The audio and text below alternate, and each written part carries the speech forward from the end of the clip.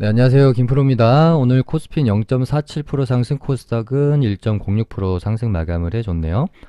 야, 어제는 솔직히 좀 쫄렸어요. 러시아 우크라이나 전쟁 공포감이 정말 최고치에 달하는 하루 아니었나? 그런 생각이 들고. 근데 사실 지나고 이렇게 이제 오늘 상승을 하고 나니 별거 아니었던 것 같이 보이지만 어제는 이제 야, 여기서 결국은 이제 여기 한 4일 동안 만들어놨던 박스를 깨고 이렇게 급락이 한 번만 더 나오면 진짜 종목들 완전히 이제 무너질 것 같은 자리여서 되게 좀 쫄았습니다. 근데 사실 뭐 제가 가지고 있었던 전쟁 악재에 대한 관점은 16일 뭐 17일 방송부터 계속 같은 말씀을 드렸고, 전쟁 리스크 결국 지나간다. 역사적으로 항상 이런 어떤 지정학적 리스크, 전쟁 같은 것들은 일시적인 하락 후에 시장이 이런 악재에 대한 내성을 가지면서 결국은 반등이 나온다. 지나가는 기후일 뿐이다. 전운의 최고조, 전쟁 날 것인가? 러시아 우크라이나 간의 어떤 뭐 이제 뭐 국지전 정도는 당연히 날 수밖에 없는 상황인 것 같고, 푸틴이 뭐 어떻게든 돈바스랑 루간스크 지역을 먹으려고 지금까지 이렇게 좀 이렇게 계획을 짜는 거기 때문에 요거까지는 뭐 시장이 어느 정도 예상한 부분이고, 우리가 두려워하고 있는 뭐 시장의 뭐 패닉, 급락, 폭락은 이제 뭐 미국과 러시아, 서방과 러시아 간의 어떤 전면전 형태로, 그러니까 무력 충돌이 일어나게 됐을 때 그때는 당연히 시장은 충격이 어마어마하게 있을 겁니다. 근데 그렇게까지는 갈 가능성은 정말 희박하다. 뭐 지금처럼 그냥 경제 제재 정도만 하고 서로 또 줄다리기 하다가 점점 이제 스무스하게 악재는 희석이 될 거라고 본다. 그렇게 말씀드렸고, 전쟁 리스크 이제 해소 국면으로 좀 진입하는 것 같다라고도 좀 말씀을 드렸고, 근데 어제 시장이 조금 사실은 공포스러웠기 때문에, 그럼에도 불구하고 전쟁 공포는 조금만 더 견뎌보자. 지나간다. 그렇게 아무튼 제가 이제 생각했던 관점에서 크게 뭐 제가 생각한 대로 흘러가고 있습니다. 아직까지는 물론 지금도 진행형이긴 하죠. 근데 아까 말씀드린 것처럼 뭐 요런 정도, 그러니까 뭐 우크라이나 러시아 간의 이런 어떤 충돌로는 더 이상 시장은 반응을 예민하게는 하진 않는 것 같아요. 어제 너무 예민하게 반응해서 이렇게까지는 안 할 것 같은데라고 말씀을 좀 또 드렸었잖아요. 어, 요 뉴스 나왔을 때도 미선물이 전혀 뭐 반응을 하지 않았었어요.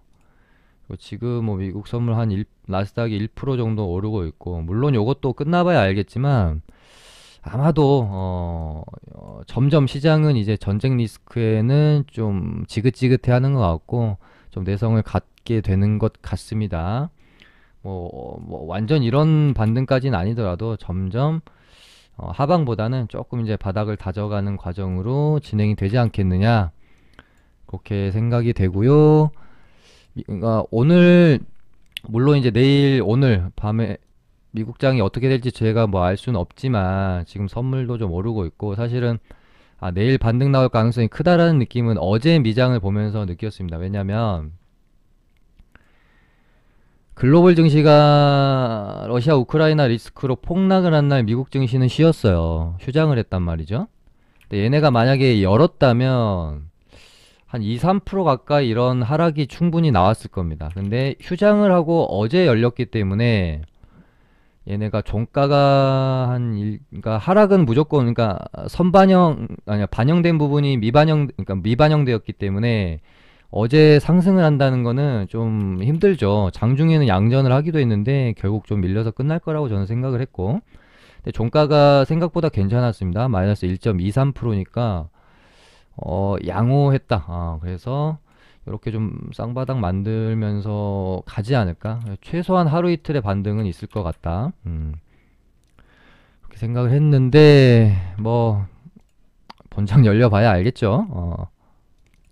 하지만 더 이상의 어떤 뭐 전쟁 리스크로 인한 뭐 이렇게 한두 번의 출렁거림은 있을 거라고 제가 요날도 뭐 말씀을 드렸었잖아요. 더 있을 수 있다. 딱 한두 번 출렁거리고 제 갈 길을 좀 가는 듯한 모양새라서 그나마 좀 다행이라고 생각을 하고 있습니다. 그럼 저희 관심 종목 보도록 할게요. 먼저 승일이고요. 1차 매수가를 뭐 15,800원에서 15,500원 이렇게 들여가지고요. 뭐 매수가 위에서 되신 분들은 수익이 나셨을 거고, 밑에서 잡으신 분들은 뭐 본탈이나 좀 익절하셨을 수도 있지만 뭐 이렇게 좀 물려 있을 수도 있겠다 생각 들어서 먼저 절반은 수익이 났고 절반은 뭐 홀딩했다라고 가정하고 진행을 지금 하고 있고, 지금 뭐 이제 안철수 후보랑의 뭐 단일화 이야기도 다시 나오는 것 같더라고요. 그 부분이 뭐 재료로 좀 쓰일 수 있을지는 모르겠지만 어쨌든 뭐 돌림 반등이 이제 좀 나오면 뭐 당연히 뭐 적당히 빠져 나오셔야 되겠죠. 그리고 이제 반등이 나오면 내일 이제 또 보면서 다뤄 드릴 거니까 이렇게 보기로 하고, 14,000 혹시 이제 추가로 하락이 나오게 되면 14,300원에서 14,000원 요 정도 사이에 차 매수를 좀 하시기 바랍니다.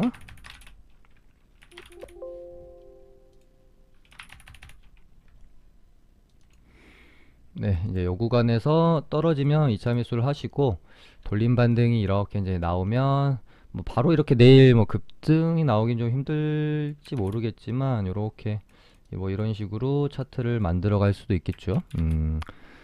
내일 더 보도록 하고, 그 다음에 뭐 대원전선 도 같은 뭐 이제 윤석열 관련 주면서 뭐 이제 원전주 정도라고 보시면 될 것 같고, 얘도 제가 뭐 어저께 말씀드렸지만 이제 2170에서 여기에서 요 정도 가격대를 좀 드렸었잖아요. 2120. 근데 보시면 내일 무슨 일이 일어날지 모르는 상황에서 제가 이렇게 관심 종목을 드리는 거기 때문에 악재 발생 시 매수 금지라고 이제 말씀을 드리는데, 이제 종목에 대한 악재는 당연히 판단을 하실 수가 있겠지만 시장 악재가 이렇게 나왔을 때도 있잖아요. 근데 시장에 대한 악재도 당연히 뭐 악재인 거니까 보통 이제 시가 개파락을 마이너스 1에서 뭐 한 1.5% 정도 하는 거는 크게 문제가 없을 수 있어요. 근데 내가 공략하려고 하는 종목이 시가 개파락을 마이너스 4% 하려고 한다.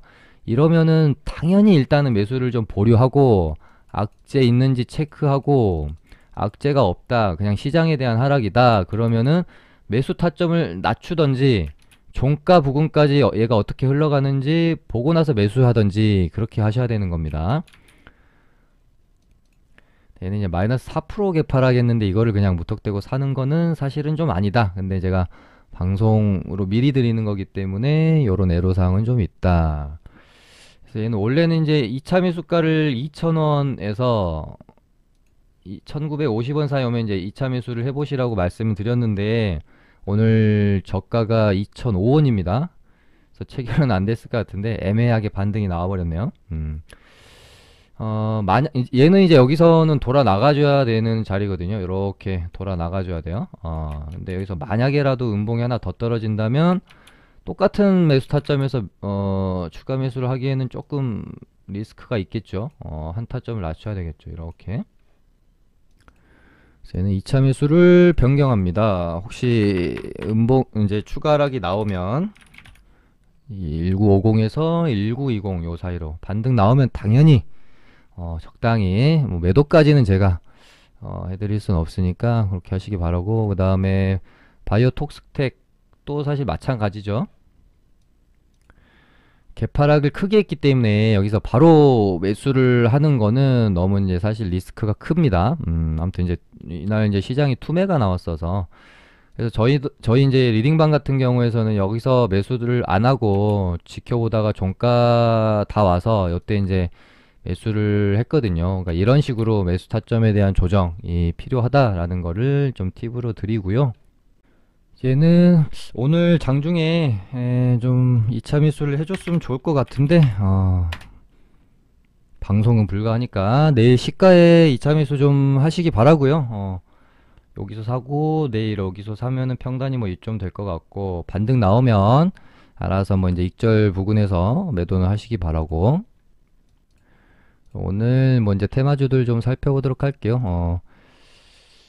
얘네들 먼저 봐야 되겠죠. 이제 전쟁 관련주들은 어제 멘트를 좀 드린 것처럼 얘가 주의 먹었고, 보통 이런 사건 사고 테마들은 쭉 뽑고 쭉 이렇게 죽이는 경우가 되게 많다. 그러니까 이렇게 올라갈 때 조정 없이 쭉 올라가다가 고점을 찍고 약간 이제 어떤 형태로 떨어지냐면 이런 식으로 떨어지기보다는 큰 하락, 큰 반등, 큰 하락, 큰 반등 뭐 이런 식으로 떨어지는 경우가 좀 많습니다.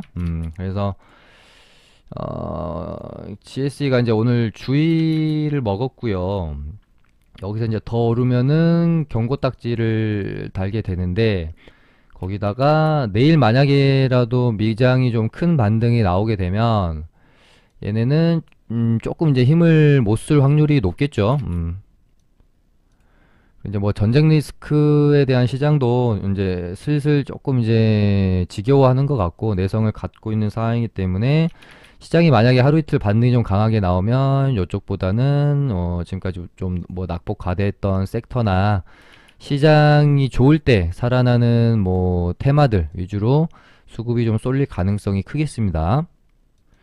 그래서 이제 전통적으로 테마의 가장 이제 대장이었던 애가 경고 딱지를 다는 시점이 약간 이제 1차 고점이 나오는 경우가 많이 있어요. 그리고 얘가 이제 경고 딱지 달면서 1차 고점이 나오는데 테마가 계속해서 재료가 지속이 됐을 때는 대장이었던 애가 죽고 경고 달면서 죽고 2등, 3등이었던 애가 다시 치고 올라오고 그 2등에서 3등이었던 애들까지 또 경고를 먹으면 거기서 이제 한 2차 고점이 형성되면서 테마 이제 대시세가 이렇게 마무리되는 수순으로 많이 가거든요. 그래서 GSE가 오늘 만약에 이제 뭐 내일 또 급등이 나오고 이렇게 되면서 이제 경고 딱지가 달릴 것 같으면 그때부터는 조금 조심하는 게 좋겠죠. 그리고 나서 뭐 조정이 좀 이렇게 또 크게 나왔다가 뭐 뉴스에 따라서 또 이렇게 반등이 크게 나올 것이기 때문에 약간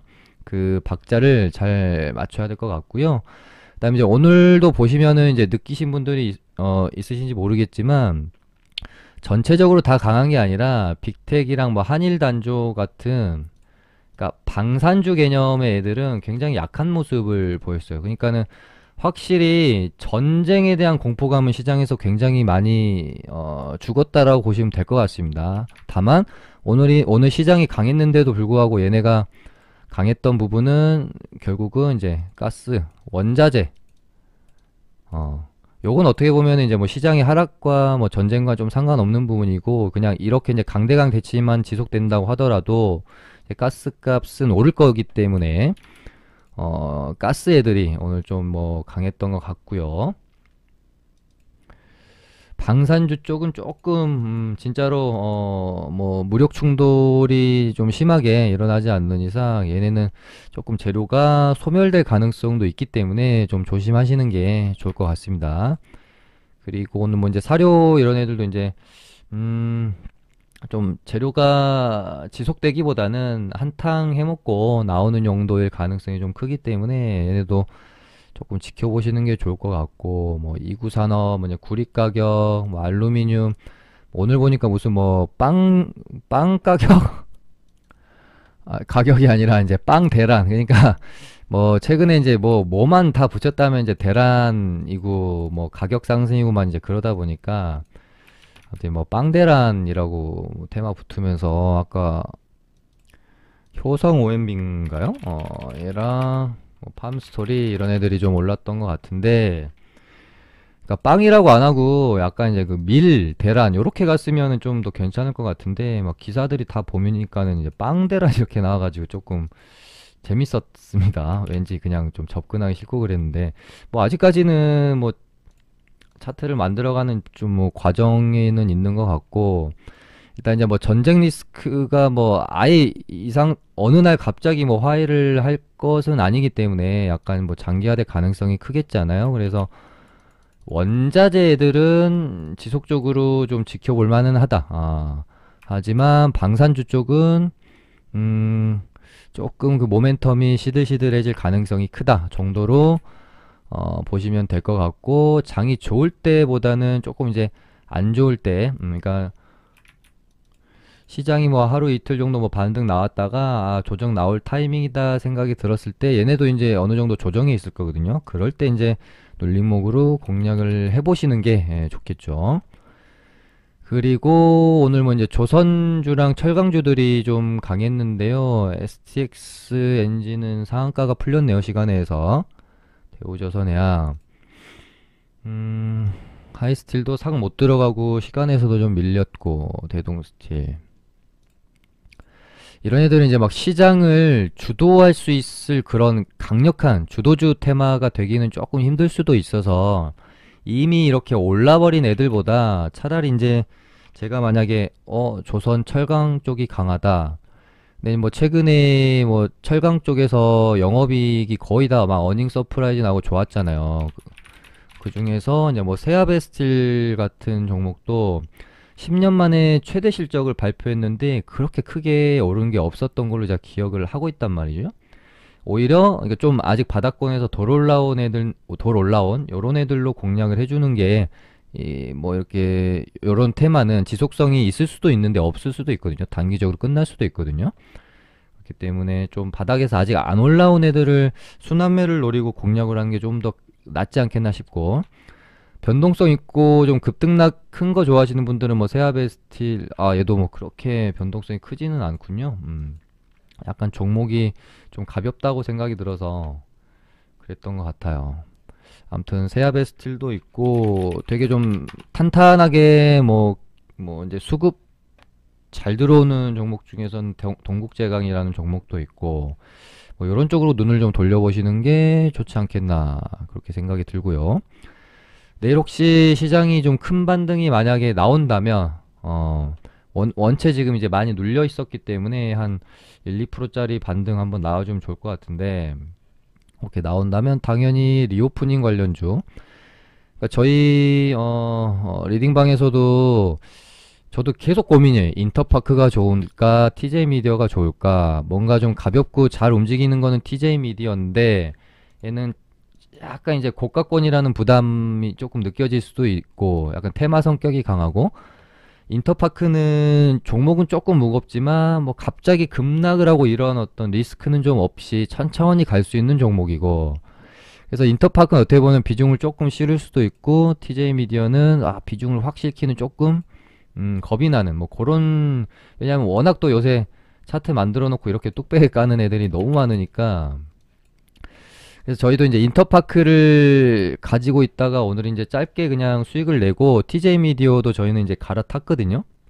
아무래도 얘가 조금 더 대장 역할을 해줄 수 있을 것 같아서 또 보시면 뭐 방송에서 여러 번 말씀드렸던 맞고 떨어지고 맞고 떨어지고 맞고 떨어졌던 구간은 이제 돌파 거의 이제 안착을 해놨습니다. 그래서 새로운 시세, 가격적인 레벨업이 이제 이 구간에서 일어나게 될지 지켜보시길 바라고요. 인터파크도 뭐 이렇게 그냥 계속 이평선 타고 가다가 한 번은 슈팅 이렇게 오버슈팅이 나오지 않을까 싶어서 보고 있고, 화장품 관련주도 조정을 좀 이용해서 매수 관점을 가져보는 것도 좋다라고 말씀을 좀 드렸었고, 얘네도 뭐 바로 이렇게 시장 장이 받쳐주면 나올 수도 있고, 하루 이틀 이렇게 혹시 밀리더라도 이런 구간은 접근해보기에 매력적인 자리가 아닐까 싶고요.